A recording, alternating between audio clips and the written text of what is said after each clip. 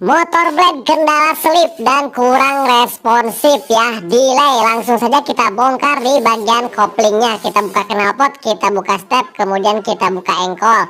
Kemudian tinggal kita lepaskan baut blok mesin menggunakan kunci 8T, engkol menggunakan kunci 10. Kemudian di bagian pedalnya kita lepas menggunakan kunci 12 dan kunci 14. Sediakan baki dan wadah ya. Kemudian tinggal kita pukul perlahan menggunakan palu karet. Jangan pakai palu martil, nanti si blok mesinnya bisa hancur. Kemudian tinggal ketuk-ketuk dikit di bagian baut setelahnya. Kalau misalkan ada sedikit macet, tandanya itu masih nyangkut ya.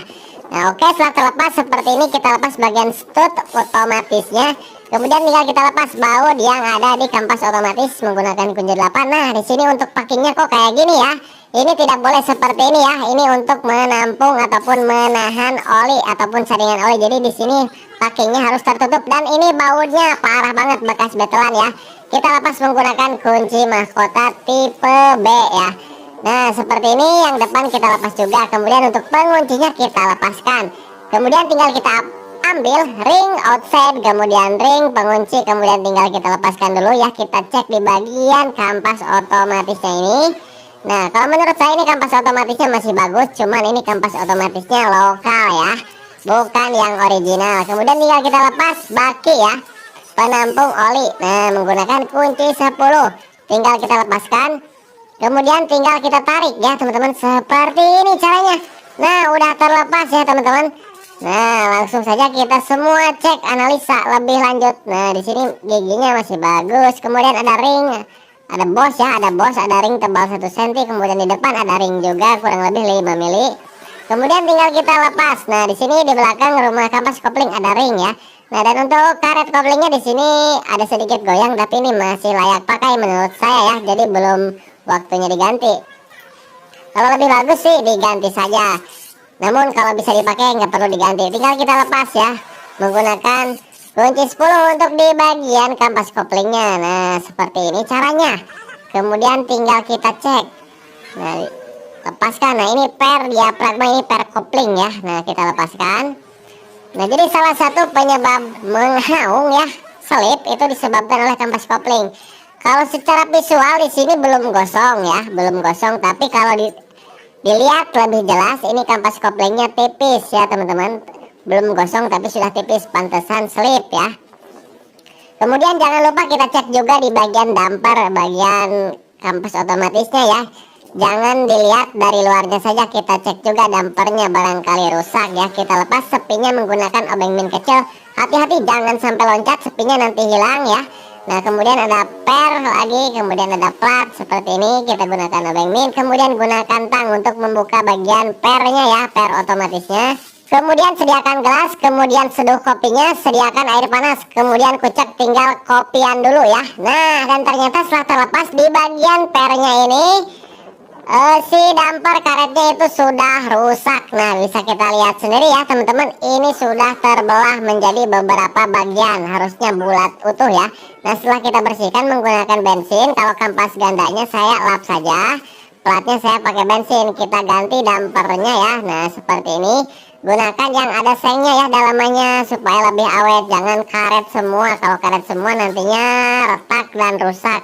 Nah kemudian tinggal kita pasangkan saja langsung ya seperti ini ya teman-teman. Posisikan seperti semula. Kemudian tinggal kita pasang bagian pernya. Nah pernya dibolak-balik ini bebas karena sama aja ya panjang pendeknya. Kemudian tinggal sediakan tang ya, tangnya yang agak panjang supaya lebih mudah. Bisa pakai obeng, bisa pakai tang, bisa pakai jari kalau kuat. Kalau kuat itu ya. Nah udah masuk ya, jadi sangat gampang. Kemudian tinggal kita pasang plat, platnya jangan sampai terbalik. Nah pasang platnya seperti ini. Kemudian ada ring cembung ya, ring per itu namanya. Seperti itu proses pemasangannya ya. Kemudian tinggal kita pas-paskan. Nah seperti ini, tinggal kita pasang lagi bagian sepinya, sepi yang cembung di bagian bawah, yang rata di bagian atas, dan menghadapnya itu keluar. Jadi jangan berlawanan. Kalau berlawanan nggak bisa karena ada semacam nut ya di bagian platnya. Nah untuk mendorongnya kita tekan menggunakan tang ya. Nah setelah itu blok mesin crankcase sudah dibersihkan menggunakan bensin, filter oli dibersihkan, tinggal kita pasang, kasih pelumasan, pasang ring tebal 1 cm di belakang dan 5 mili di depan. Kemudian tinggal kita rakit ya di bagian kampas koplingnya. Kampas koplingnya kita ganti menggunakan yang baru. Untuk plat geseknya yang tajam itu menghadap keluar. Nah seperti ini caranya, bolak-balik boleh, yang penting sejajar, tumpul-tumpul, tajam-tajam ataupun rata-rata, cembung-cembung ya, seperti itu. Pasang bos, pasang ring. Nah kita pasangkan dulu di sini ya. Nah kita masukkan di bagian rumah kampas koplingnya. Nah seperti ini. Kemudian tinggal kita pasang di bagian pernya. Nah per diafragma ataupun mataharinya jangan sampai terbalik. Nah di sini ada ring juga ya. Nah ringnya tinggal kita pasangkan, pasang bautnya. Nah jadi prosesnya lebih mudah, cara pemasangan pernya seperti ini. Nah kemudian tinggal kita kencangkan secara silang dan merata dan secukupnya, jangan terlalu kencang supaya bautnya tidak dol ataupun selek. Nah setelah itu tinggal kita lepaskan lagi ya, boleh dilepaskan lagi karena ini udah mengunci. Nah tinggal kita pasang bos ya, bos, kemudian ring tinggal kita pasangkan, tinggal kita pasang ke bagian mesinnya. Kemudian untuk proses pemasangannya seperti ini ya, harus bersamaan, dan gigi di bagian gigi primer itu yang ada pernya kita kebelakangkan sampai pas di bagian gigi sekundernya. Kemudian tinggal kita masukkan secara perlahan sampai benar-benar masuk di bagian hose couplingnya ya. Nah setelah masuk tinggal kita pasang ring, kemudian murnya kita pasangkan ulang. Kemudian di bagian kampas otomatisnya, mangkoknya kita kasih pelumasan dulu. Kemudian tinggal kita pasang bagian kampas otomatisnya. Kemudian ring pengunci ya. Nah ring pengunci, kemudian ring outside. Kemudian tinggal kita pasang murnya. Jangan dulu dikencangkan ya, cukup sampai masuk aja dulu seperti ini. Nah setelah masuk, yang belakang kita masukkan dulu. Nah udah, setelah kencang tinggal kita pasang baut yang di bawah karternya ya. Nah kita kencangkan dulu yang ini supaya saat proses pengencangan itu tidak kemana-mana gitu ya, udah tetap di situ. Kemudian filter oli kita pasangkan, kemudian baru kita kencangkan, masukkan ke gigi 1, tinggal kita kencangkan. Kemudian yang depan tinggal tahan saja seperti ini di bagian platnya dan harus berhati-hati. Kemudian setelah itu kunci lagi menggunakan obeng min. Nah setelah itu tinggal kita putar-putar ke belakang, harus berputar, dan ke depan itu tidak bisa berputar. Pasang bagian bearing, kemudian kita pasang plat ya, penutup pakinya kita pasang, ganti yang baru, jangan sampai seperti tadi ya, karena tidak bisa menyaring kotoran nantinya ya. Nah fungsi dari karter ataupun tutup ini untuk menyaring kotoran oli yang masuk ke bagian stang piston, jadi kotorannya ditampung di sini. Kemudian tinggal kita kencangkan secukupnya saja ya, jangan terlalu kencang takutnya patah.